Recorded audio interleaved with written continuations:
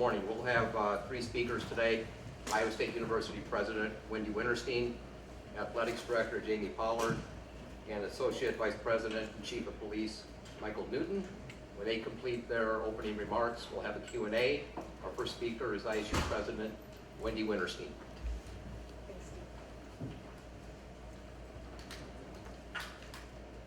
Thank you for being here this morning. The Cyhawk football game is a great tradition for fans of both schools and for the entire state of Iowa.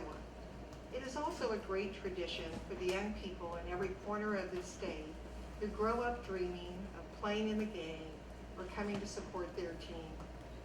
First, I want everyone to know that I'm committed to doing everything I can to make sure that the Cyhawk football series continues. This series. Thirdly, do I think that the Iowa Marching Band was subjected to profanity, rudeness, and possibly even having something thrown on them? Unfortunately, absolutely. And why do I feel that way? Because I know it's happened to our band multiple times in Iowa City. And that's flat out embarrassing. It's shameful. It's inexcusable. And we all have to do better. That means our fans need to do a better job of policing our fans. But so do the Iowa fans. This has got to be a collective approach to not let that type of behavior happen. However, the misinformation that continues to be perpetuated has to stop. It's not in the best interest of the University of Iowa or Iowa State University for that misinformation to continue to be shared. And that's why we're here this morning. What I'm going to do is walk through quickly a timeline of what we knew and when, and then Chief Newton will come up and talk about what his office did as part of the investigation. On Monday afternoon, September 17th, was the first time we heard about this. I received a voicemail and then subsequently a follow-up call to Gary Barta. He was calling me to share with me that they were made aware through the media of alleged incidents. I asked Gary if they could provide us more detail about what, when, and where, so that we could fully investigate what allegedly took place. We had a very good discussion. Both of us were very concerned, and both of us wanted to try to get to the bottom of it as best we could. I thanked him for calling me. He had called because he wanted us to know there was a media inquiry, and he thought that we may get a similar inquiry. That evening and into Tuesday morning, we tried to figure out everything we could put in place, figure out everything that we knew while we were waiting for the specifics of what was alleged.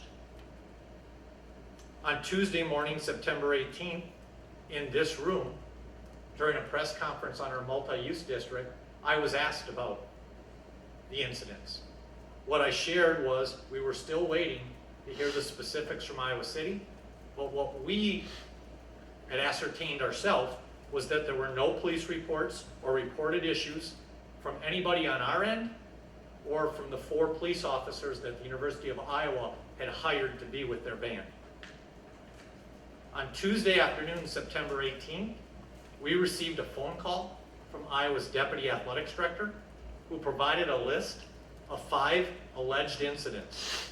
Chief Newton and his team fully investigated to the best of our ability those 5 incidents and concluded that it was going to be really tough to know exactly what happened. One of the incidents revolves around the band leaving the field after the game. I'm a very visual person, and so I want to share a visual with you, because unfortunately the misinformation that's out there is a visual that their band was walking to their bus and they were attacked by Cyclone fans. What I'd ask you is to have this vision. It was 30 minutes after the game, and the only people remaining in the football stadium, in Jack Trice Stadium, were the Iowa Marching Band and the Iowa State Marching Band. There were thousands of people still trying to exit the stadium through Gate 5, which is west of the Jacobson building, where the construction site is. Gate 1, which is to the east of the stadium, was completely wide open. Our security personnel advised the Iowa Marching Band that it would be best for them to exit to the east through Gate 1, like our band did, and had no issues because the gate was wide open. For whatever reason, the Iowa Marching Band did not do that. They chose to enter or to leave the field through the west side of the Jacobson building, where there were thousands of people still shoulder to shoulder in a snail's pace trying to work through that small entryway. The Iowa Marching Band marched in formation, playing their instruments into the back of that crowd, and essentially forced their way through a crowd that there was no place for anybody to move to. Chief Newton will explain when he comes up to the podium what his investigation resulted from looking at that situation. But I think it's really important for the visual to be the buses for the Iowa Marching Band were parked on 4th Street, about 100 yards from that entrance. Had they gone out the east side, they would have come out 150 yards from their buses. On Wednesday morning, September 19th, Gary and Barta and I talked by phone. I shared what our institution's initial findings were. Gary and I mutually agreed there probably wasn't anything else we could do to resolve the issues that we were trying to deal with. However, we discussed the importance of improving things going forward and said it was going to be critical that we work together to do that. We had a very good discussion, very caring, very professional. I have the utmost respect for Gary Barta. We talked about it and just felt the most important thing we could do at that particular time was to move forward and issue a joint statement to demonstrate that we were going to work together and that fan behavior just had to improve. On Thursday afternoon, September 19th, I read, and so the release went out on Wednesday afternoon, September 19th. On Thursday, I read an account of a media interview Gary Barta did with the Gazette, where he publicly confirmed that they had closed their investigation and were moving forward. On Thursday afternoon, September 19th, Gary Barta copied me on a response to an email that was sent to both Gary and to me from a fan suggesting we cancel the football series.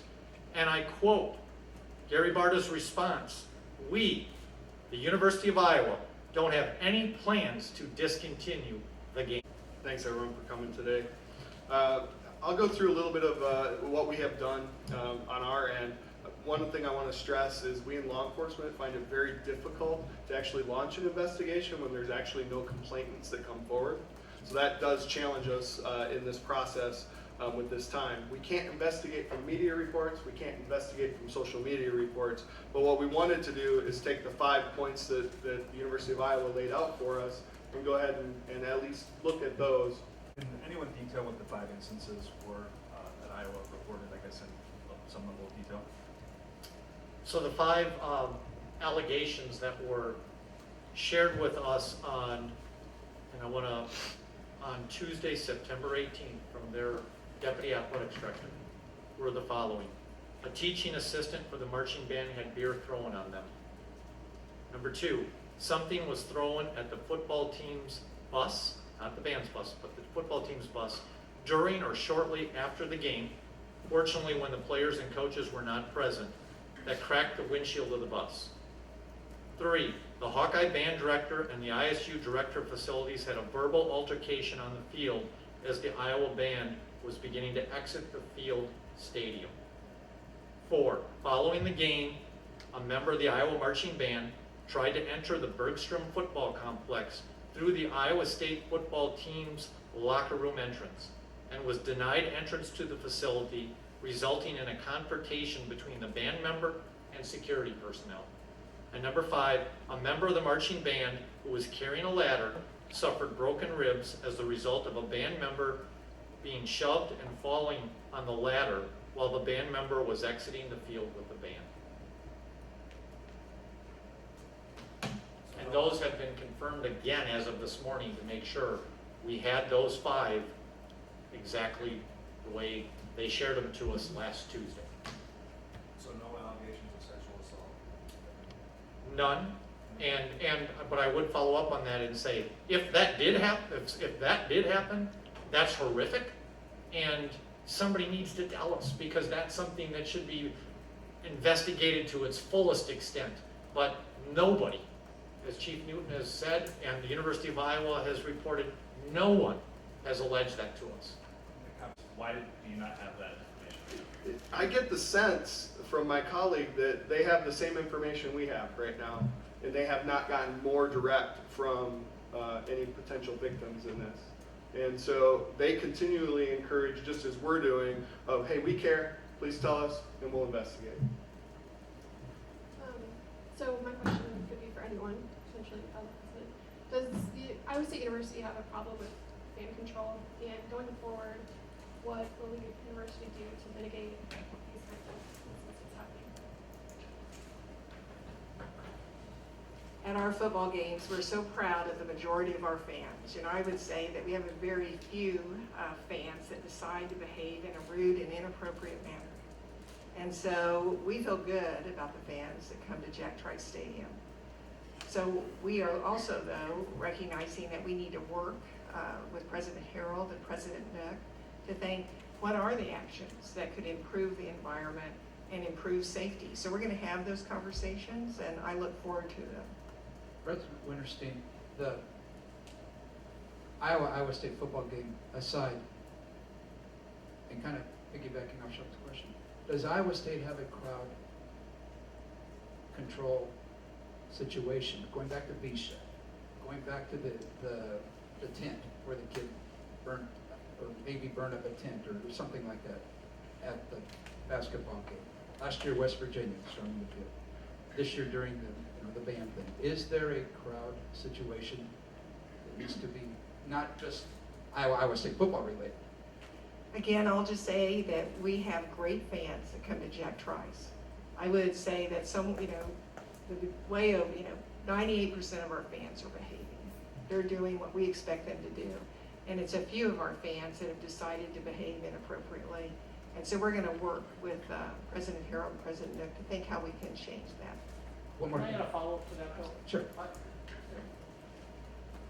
Iowa State University has been applauded for the last 6-10 years about how awesome our fan base is, including many of the media members in here have talked about that.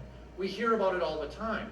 I just watched a video this week, it was yesterday, from the visiting coach from the football game on Saturday, where he specifically talked about how wonderful and professional the environment was at Iowa State. Said it was the best he's ever seen. He said we were winning a game 70-20, and the defense, the second or third string defense, got a standing ovation from a full crowd at the end of the game. So I am bothered by the fact that some alleged incidents have grown into a indictment of a whole group of fans that have demonstrated for years that they are about as good of fans as you're going to find in the country. And I hear about that from my peers all the time about how awesome the environment is in Ames. Fan situation. What will say, okay, it's over now? First and foremost, what's most important, if something other than what we're aware of happened, and we need to be made aware of it.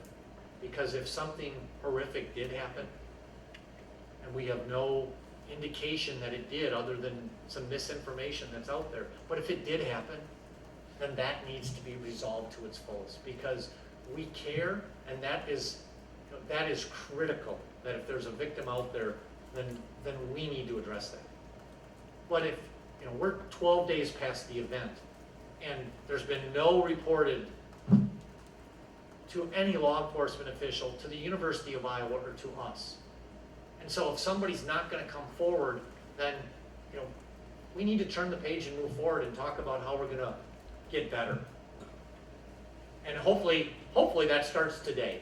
Because if somebody is out there and they're listening and they have information about something horrific that happened, then, if you're not coming forward now, you know, you're not really then trying to help yourself. And we need that. And just to be Thank you clear your attendance, for, your questions today. We'll have Matt Campbell in here, his normal press conference at 12:15. just to be clear though, for fans who are confused as to the fate of the series, you're saying with confidence that it will continue to go forward? Iowa State University is 100% committed to this series going forward, and Gary Barta has shared with me that he's 100% committed to this series going forward. Thank you.